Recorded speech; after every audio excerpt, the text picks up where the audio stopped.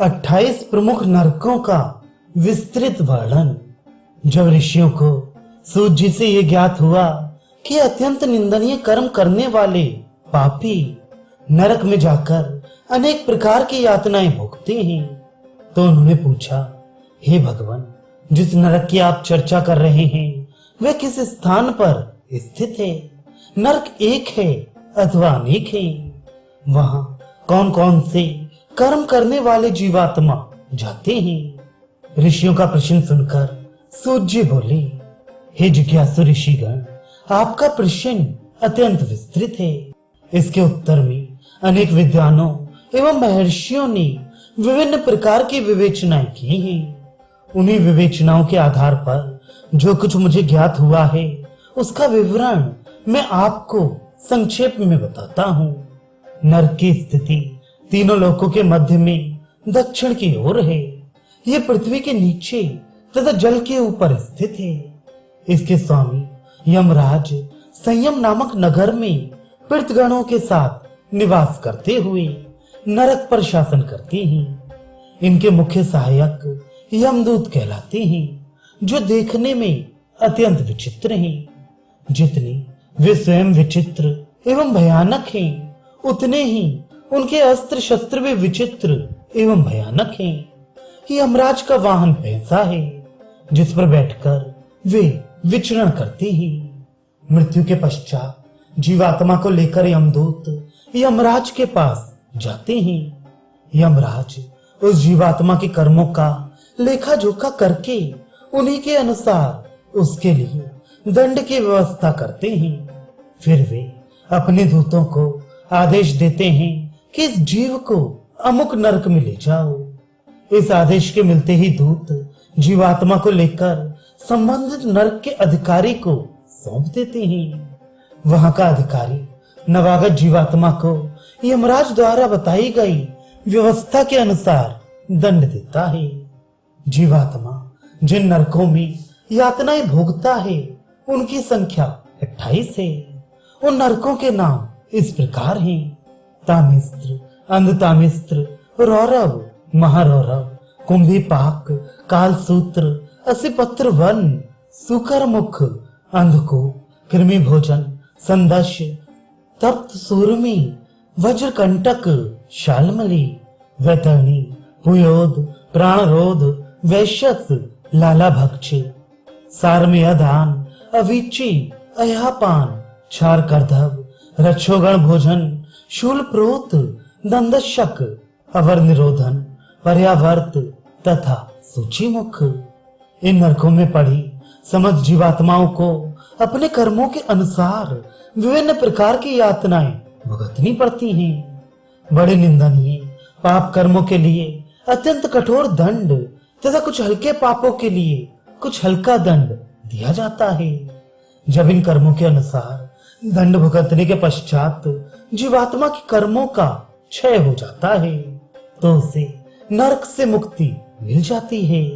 नरक की यातनाएं भोग लेने के पश्चात भी उसके कुछ कर्म ऐसे बचे रहते हैं जो अत्यंत निंदनीय नहीं होते। उन्हीं कर्मों के आधार पर वह पुनः इस संसार में शरीर धारण करके उनके फलों को भोगता है तथा नए कर्म करता है। अब मैं ये बताऊंगा कि जीवात्मा को किस प्रकार के कर्मों के फलस्वरूप किस नरक में जाना पड़ता है। मैंने आपको जिन 28 नरकों के नाम गिनाए हैं, उनमें सर्वप्रथम है तामिस्त्र नरक। जिस जीवात्मा ने अपने जीवन काल में प्राय स्त्री को कुदृष्टि से देखा है, उसका अपहरण किया हो अथवा उसके साथ बलात्कार किया हो, दूसरे व्यक्ति के धन या बालक का अपहरण किया हो अथवा उसे नष्ट किया हो, उस धन का उपभोग किया हो या किसी अन्य व्यक्ति को अपने निंदनीय कर्मों से दुख पहुंचाया हो, ऐसा जीवात्मा यमराज के आदेश से तामिस्त्र नरक में यातनाएं भोगने के लिए रखा जाता है। इस नरक में उसे भूखा रखा जाता है तथा अनेक प्रकार के अस्त्र शस्त्रों से उसे मार पीट कर भयानक यातनाएं दी जाती हैं। यहाँ अंधकार रहता है। दूसरा, अंधतामिस्त्र नरक में तामिस्त्र से भी अधिक अंधकार होता है। यहाँ कुछ भी दिखाई नहीं देता, केवल हाथ से टटोल कर ही प्रत्येक वस्तु का अनुमान लगाया जाता है। जहाँ जीवात्मा को कुछ दिखाई नहीं देता, वहाँ यमदूत प्रत्येक वस्तु तथा जीवात्मा की गतिविधियों को स्पष्ट रूप से देख सकते हैं। यहाँ उसे इतनी भयंकर पीड़ा दी जाती है कि उसे सहन करना उसकी शक्ति के बाहर हो जाता है और वह अपने कुकृत्यों का स्मरण करके पछताता तथा विलाप करता है। यहाँ केवल वे जीवात्मा भेजे जाते हैं जिन्होंने अपने जीवन में छल कपट या विश्वासघात किया होता है। रौरव नरक तीसरे स्थान पर आता है। जीवात्मा जो ही इस नरक में प्रवेश करता है, उसे रूरू नाम के पशु चारों ओर से घेर लेते हैं। इन पशुओं के कारण ही इस नरक का नाम रौरव नरक पड़ा है। रूरू पशु बड़ा हिंसक होता है। वे जीवात्मा को चारों ओर से घेर कर नोच नोच कर खाने लगते हैं। जब उनके नुकीले पंजे मनुष्य के शरीर में गड़ते हैं तो वह पीड़ा से चीखने चिल्लाने लगता है, परंतु उससे त्राण पाने का उसके पास कोई उपाय नहीं होता।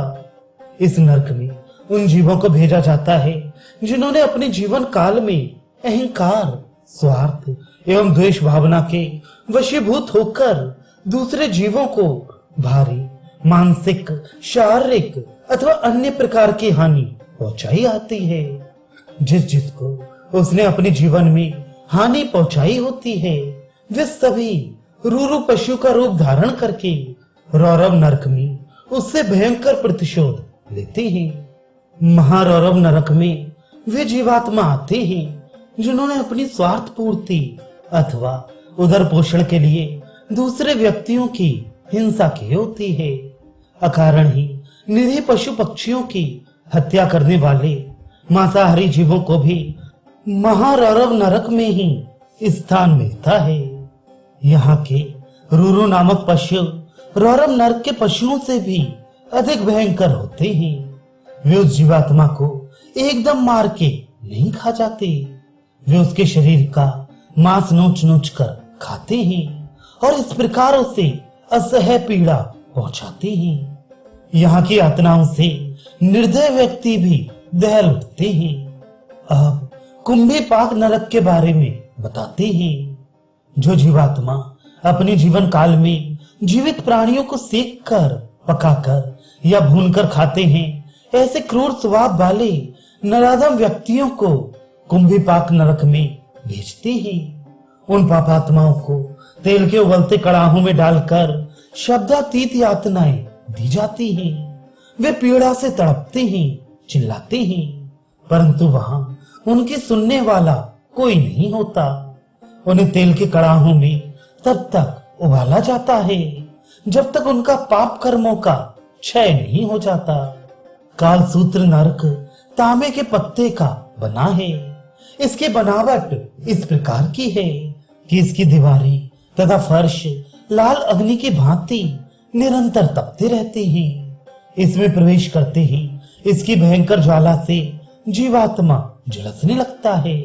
इसकी जलन इतनी असह्य होती है कि वह शरीर को घुमाकर उससे बचना चाहता है, किंतु बच नहीं पाता। उस स्थान की जलती दीवारें, छत एवं फर्श सब ओर से घेरे रहते हैं। यहाँ का वास अत्यंत दीर्घकालीन होता है। उसे शीघ्र छुटकारा नहीं मिलता। एक पशु के शरीर पर रोंगटों की जितनी संख्या होती है, उतने हजार वर्षों तक पापी जीवात्मा को वहां रहना पड़ता है। इस नरक में वे व्यक्ति जाते हैं जो अपने जीवन काल में धर्म, देवताओं, गुरुजनों तथा ब्राह्मणों का तिरस्कार एवं अपमान करते हैं। नुकीले पत्तों वाले असी पत्र वन में यमराज उन जीवात्माओं को यातनाएं सहन करने के लिए भेजते हैं जो अपने धर्म का परित्याग या निंदा करके दूसरा धर्म स्वीकार करते हैं अथवा धर्म के नाम पर पाखंड रचकर अपने अहंकार का प्रदर्शन करते हैं। यहाँ उनके शरीर में केवल कटार जैसे नुकीले पत्ते ही नहीं चुभते, यमदूत भी उन्हें अपने तीक्ष्ण शस्त्रों से पीड़ा पहुंचाते हैं। जब वे यमदूतों के भयंकर मार से बचने के लिए इधर उधर दौड़ते हैं, तो नुकीले पत्ते उनके शरीर में चुभकर उन्हें और भी दुखी करते हैं। यह स्थिति उनके लिए अत्यंत दुखदायी होती है। वे पीड़ा से तड़पते हैं, किंतु बचने का कोई उपाय नहीं होता। सूकर मुख नरक की आकृति सुअर के मुख जैसी होती है।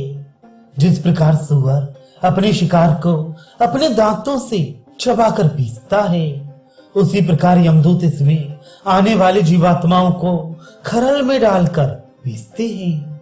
इस नरक में उन जीवात्माओं को डाला जाता है जो अपने जीवन काल में अन्याय करते हैं, निरपराधों को सताते हैं या मारते हैं और ब्रह्म हत्या जैसे निंदनीय कर्म करते हैं।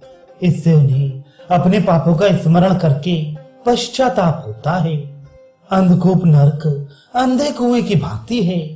जिस प्रकार अंधे कुएं की गहराई का पता नहीं चलता, उसी प्रकार अंधकूप नरक के तल का आभास नहीं मिलता। इस नरक में वे पापी जीवात्मा भेजे जाते हैं जो अपने जीवन काल में हिंसक प्राणियों के रूह द्वारा निर्मित भोजन को नष्ट करके उन्हें भूखों मारने की चेष्टा करते हैं। इस नरक में रहकर उन्हें भी उसी प्रकार से भूखों रहकर व्याकुल होना पड़ता है, जिस प्रकार उन्होंने अपने जीवन काल में उन्हें भूखों मारा था। कृमि भोजन नरक में कृमियों अर्थात कीड़ों की प्रधानता होती है। यहाँ आने वाले जीवात्मा को स्वयं कीड़ा बनकर अपने भोजन की खोज करनी पड़ती है तथा अन्य कीड़े उसे नोच नोच कर खाते हैं, जिससे वह पीड़ा से तड़पता है, बचने का प्रयत्न करता है, परंतु बच नहीं पाता। साधु संतों, ब्राह्मणों एवं गुरुजनों का भोजन आदि से सत्कार न करने वाला जीव इस नरक में जाता है। संदश नरक में आने वाले प्राणियों के शरीर की त्वचा को यमदूत लोहे की गर्म जलती हुई लाल लाल सनासियों तथा चिमटियों से खींच खींच कर मर्मांतक पीड़ा पहुंचाते हैं। इससे पापी के शरीर की त्वचा तो जलती ही है, साथ ही दुर्गंध फैलाता हुआ मांस भी शरीर से निकल आता है। इस प्रकार जीवात्मा को यहाँ 3 प्रकार की पीड़ाएं सहनी पड़ती हैं। यहाँ उन्हीं व्यक्तियों की जीवात्माएं आती हैं जो जीवन काल में किसी व्यक्ति के धन आभूषण आदि चुराते हैं। निर्धन व्यक्तियों से ये वस्तुएं लूटकर उन्हें और भी दुख पहुंचाते हैं। अब तप्त सूरमी नरक के बारे में बताते हैं। जो दुष्चरित्र व्यक्ति काम वासना से अंधे होकर अपने जीवन में चरित्रहीन स्त्री अथवा पुरुष के साथ अवैध संबंध रखते हैं, उन्हें मरने के पश्चात तप्त सूरमी नरक में भेजा जाता है।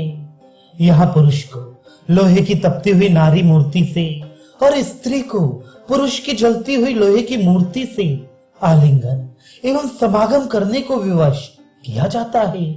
जब पुरुष अथवा स्त्री ऐसा करने से हिचकते हैं, तो यम के दूत चमड़ों की कटीली चाबुकों से मार मार कर उन्हें ऐसा करने को बाध्य करते हैं। वज्र कंटक शालमली नरक में शालमली के विशाल वृक्ष हैं, जिन पर वज्र के समान तीक्ष्ण एवं भयंकर कांटे उगे होते हैं। कुछ व्यक्ति काम वासना में इतने अंधे हो जाते हैं कि यदि उन्हें स्त्री या पुरुष उनके काम वासना को शांत करने के लिए नहीं मिलते, तो वे पशुओं के साथ मैथुन करके अपनी काम पिपासा को शांत करते हैं।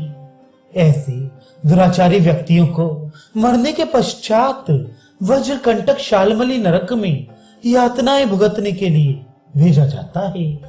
यहाँ पहुंचने पर उन्हें शालमली के कांटों के साथ मैथुन करने के लिए बाध्य किया जाता है। जब वे पीड़ा से चीत्कार करते हुए पीछे हटते हैं, तो उन्हें यमदूत जबरदस्ती शालमली वृक्ष पर चढ़ाते हैं। जब वे वृक्ष की सबसे ऊंची चोटी तक पहुंच जाते हैं, तब उन्हें टांग पकड़कर नीचे खींच लिया जाता है। जिससे वे वृक्ष के तीक्ष्ण कांटों से टकराकर लहूलुहान होते हुए नीचे गिरते हैं। वैतरणी नरक नदी के रूप में बहता हुआ नरक है, जिसमें जल के स्थान पर रक्त, मवाद, विष्ठा, मूत्र आदि बहते हैं।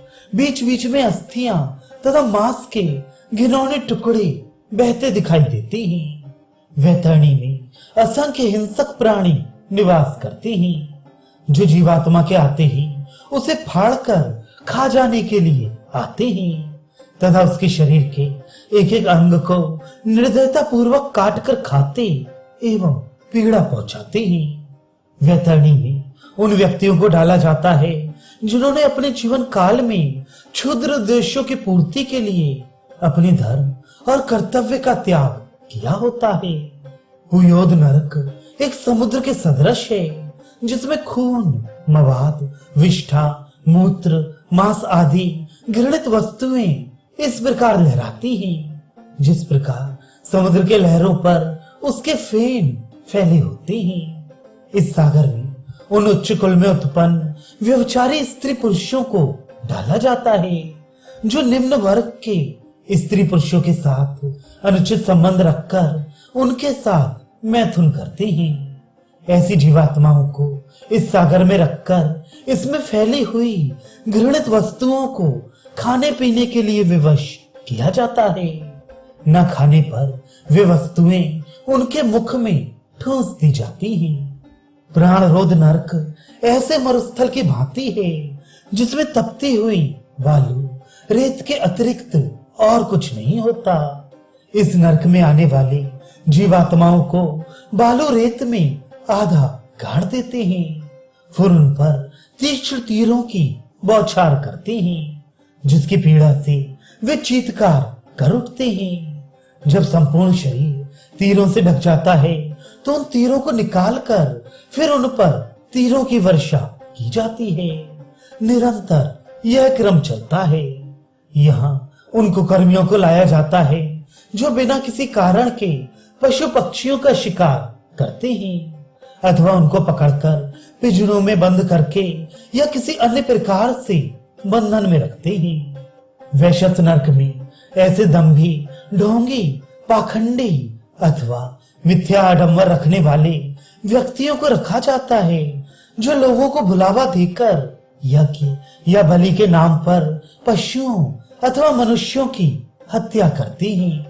ऐसे लोगों के शरीरों को अणु अणु काटकर यम के दूत भयंकर यातनाएं पहुंचाते हैं। रोने चीखने पर उन्हें और भी पीटा जाता है। लाला भक्ष नरक भी वैतरणी नरक की भांति नदी के रूप में है। इसमें जल के स्थान पर वीर्य भरा होता है। जो प्राणी अपने जीवन काल में अत्यधिक काम वासना के वशीभूत होकर अपनी अथवा पराई स्त्री को वीर्यपान करने के लिए विवश करते हैं, उन्हें लाला भक्ष नरक में ढकेलकर जल के स्थान पर वीर्य पीने को विवश किया जाता है। सारमेयादान नरक में बड़े भयानक राक्षसी वृत्ति के शिकारी कुत्ते रहते हैं, जो जीवात्मा के आते ही भूखे भेड़ियों की भांति उन पर टूट पड़ते हैं और उनके मांस मज्जा को स्वाद ले लेकर झिझोड़ कर खाते हैं। जीवात्मा उनसे बचने के लिए इधर उधर भागता है, परंतु शिकारी कुत्तों के आक्रमण से बच नहीं पाता। यहाँ ऐसे जीवात्माओं को लाकर पटका जाता है, जिन्होंने मृत्यु लोक में किसी को विष दिया हो, किसी के घर में आग लगाई हो, किसी को लूटा हो अथवा किसी अन्य प्रकार से दूसरे लोगों को दुख पहुंचाया हो, या अपने मनोरंजन के लिए किसी निर्दोष को सताया हो। अवीची नरक में एक विशाल सीधा पथरीला पर्वत है, जिसके नीचे कंकड़ पत्थरों से भरा हुआ गहरा गड्ढा है। जिस जीवात्मा को यमराज इसमें दंड भोगने के लिए भेजते हैं, उसे यमदूत पर्वत के शिखर पर ले जाकर नीचे धकेलते हैं, जिससे वह मार्ग के पत्थरों से टकराता हुआ गड्ढे में नुकीले कंकड़ पत्थरों पर गिरता है। यमदूत उसे उस गड्ढे में से निकालकर पर्वत शिखर पर चढ़ने के लिए बाध्य करते हैं। जब वह शिखर पर पहुंच जाता है तो फिर उसे नीचे धकेल दिया जाता है। निरंतर यही क्रम चलता रहता है। यहाँ उन व्यक्तियों को लाया जाता है जो छल कपट का सहारा लेकर मिथ्या भाषण करते, झूठी साक्षी देते या झूठ बोलकर दूसरों को हानि पहुंचाते हैं। अब अय्यापान नरक के बारे में बताते हैं। जो व्यक्ति अपने जीवन काल में मांस मदिरा का सेवन करते हैं अथवा अखाद्य वस्तुएं खाते हैं, उन्हें यमदूत इस नरक में लाकर गरम रेत पर लिटा गरम गरम शीशे का रस पिलाते हैं। क्षार कर्दम नरक में जो लोग अपने जीवन में ब्राह्मणों, पूज्यों एवं गुरुजनों का यथोचित सत्कार न करके उनका अपमान या तिरस्कार करते हैं, उन्हें इस नरक में लाकर भयंकर कष्ट दिए जाते हैं। रक्षोगण भोजन नरक अत्यंत भयंकर नरकों में से एक है। यहाँ उन लोगों को लाया जाता है जो बिना किसी वैद्य जैसे युद्ध आदि कारण के किसी मनुष्य का वध करते हैं। पुरुष अपनी पत्नी का या स्त्री अपने पति का वध करती है अथवा स्त्री पुरुष अपनी काम वासना की पूर्ति में बाधक समझकर अपने पति या पत्नी का वध करते हैं। इस प्रकार अकाल मृत्यु को प्राप्त हुए प्राणी राक्षस बनकर उन वधकर्ताओं को दंड देने के हेतु कुछ समय के लिए आते हैं तथा भयंकर शस्त्रों से उन्हें पीड़ा देते हैं। अब शूल प्रोत नरक के बारे में बताते हैं। जो लोग किसी व्यक्ति को मिथ्या विश्वास दिलाकर छल पूर्वक उसका वध करते हैं अथवा अपना बंदी बनाकर मानसिक एवं शारीरिक यातनाएं देते हैं, उनको मृत्यु के पश्चात शूल प्रोत नरक में अपने कुकर्मों का दंड भुगतने के लिए लाया जाता है। यमदूत उसके शरीर में अनेक शूल चुभोकर आकाश में लटका देते हैं, जहां नुकीली चोंच वाले भयंकर हिंसक पक्षी चोंच मार मार कर उन्हें मर्मांतक पीड़ा पहुंचाते हैं। दंडशूल नरक में भयानक विषैले सर्प एवं अजगर निवास करते हैं। यहाँ उन जीवात्माओं को लाया जाता है जिन्होंने अपने जीवन में केवल द्वेष के कारण निर्दोष व्यक्तियों को कष्ट दिया होता है। यह अजगर तथा सर्प उन्हें काटते हैं, निगल जाते हैं और फिर उगल देते हैं। इसके पश्चात वे फिर निगलते तथा उगलते हैं। यह क्रम चलता रहता है। बड़े बड़े गड्ढों वाला अवर निरोधन नरक है। इसमें सदैव अंधकार रहता है। उन गड्ढों में से सदैव विषैली गैसें निकलती रहती हैं, जिससे इसमें रखे जाने वाले जीव का दम घुटता है। इसमें ऐसे पापी रखे जाते हैं जो अपने जीवन काल में लोगों को गुफाओं अथवा बंद कमरों में बंदी बनाकर रखते हैं तथा उन्हें अकारण ही यातना देते हैं।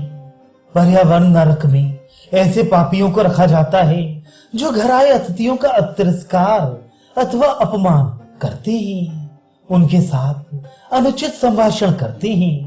इस नरक में भयंकर वज्र सदृश नुकीली चोंच वाले पक्षी रहते हैं जो पापियों को नोच नोच कर खाते हैं।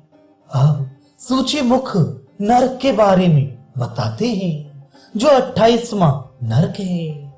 जो लोग धनवान एवं संपन्न होते हुए भी अधिक धन पाने की लालसा से दूसरे लोगों से द्वेष रखते हैं, अभिमान के वशीभूत होकर बिना किसी कारण के उन्हें नीचा दिखाने का प्रयत्न करते हैं, उन्हें सूची मुख नरक में डाला जाता है, जहां यमदूत उनके विभिन्न अंगों को दर्जे के भांति सुई से सीकर उन्हें पीड़ा पहुंचाते हैं। सूत जी कहते हैं ये 28 प्रमुख नरक हैं। इनके अतिरिक्त छोटे मोटे असंख्य नरक और हैं। उन नरकों में ऐसे पापी और कुकर्मी जाते हैं जिनके अच्छे कर्मों की संख्या बुरे कर्मों से अधिक होती है, इसलिए वे थोड़े समय तक नरक यातनाएं भोग कर अपने शुभ कर्मों का फल भोगने के लिए चले जाते हैं। इसके पश्चात वे उन्हीं कर्मों के अनुकूल योनियों में जन्म लेते हैं। इस संसार में कुल 84 लाख योनियां हैं। इन योनियों में मनुष्य, पशु, पक्षी, रेंगने वाले कीड़े मकोड़े सभी सम्मिलित हैं। इतना ही नहीं, पेड़ पौधे, पाषाणों, चट्टानों, तात्पर्य यह है कि सभी निर्जीव सजीवों का समावेश 84 लाख योनियों में हो जाता है। समस्त योनियों में मानव योनि सर्वश्रेष्ठ है, क्योंकि इसमें मनुष्य अपनी विवेक बुद्धि का उपयोग करके ऐसे सत्कर्म कर सकता है जो उसे मोक्ष की ओर ले जा सकता है। इस योनि में उसे कर्म करने की अधिक स्वतंत्रता प्राप्त है, जिसके द्वारा वह चाहे तो ऊर्ध्व गति को प्राप्त कर सकता है और ना चाहे तो अधोगति को प्राप्त होता हुआ नरक तक पहुंच जाता है। संपूर्ण नरकों का शासन यमराज के हाथों में है। उनके न्यायागार के 4 द्वार हैं, जो भिन्न भिन्न कोटि के प्राणियों के लिए निश्चित हैं। प्रथम द्वार से देवगण, दूसरे से ऋषि मुनि महात्मा, तीसरे से पुण्यात्मा मनुष्य और चौथे द्वार से पापी लोग प्रवेश करते हैं। देवताओं को यमराज देवताओं के सदृश दिखाई देते हैं। ऋषि मुनियों को इनका स्वरूप अलौकिक प्रतीत होता है। पुण्यात्मा उन्हें धर्मराज के रूप में देखते हैं तथा पापी एवं कुकर्मी लोग उन्हें अत्यंत लोमहर्षक रूप में देखते हैं। यमराज के दरबार में चित्रगुप्त मुख्य अमात्य के रूप में कार्य करते हैं। वे प्रत्येक व्यक्ति के पाप पुण्यों का लेखा रखते हैं तथा यमराज की आज्ञा अनुसार उनका विवरण उन्हें सुनाते हैं, जिन्हें सुनकर यमराज जीवात्मा के लिए उचित दंड विधान करके यमदूतों को आज्ञा देते हैं कि वे उन्हें विशिष्ट नरकों में ले जाएं। जो पुण्यात्मा होते हैं उन्हें सफेद वस्त्र धारण करने वाले दूत उनके पुण्यों एवं सत्कर्मों के आधार पर धर्मराज के निर्देशानुसार स्वर्ग को ले जाते हैं, जहां वे नाना प्रकार के सुखों का उपभोग करते हैं। धर्मात्मा जीवात्माओं को धर्मराज के दूत सम्मान पूर्वक ले जाते हैं, जबकि पापियों को यमदूत रस्सियों से बांधकर मार्ग में अनेक प्रकार की यातनाएं देते हुए घसीट कर ले जाते हैं।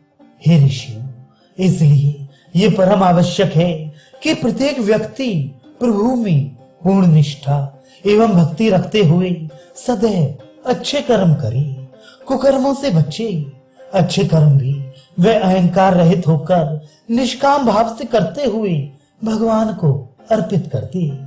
ऐसा ही करके इस भव सागर से जीवात्मा का उद्धार हो सकता है और अंत में मोक्ष को प्राप्त कर सकता है।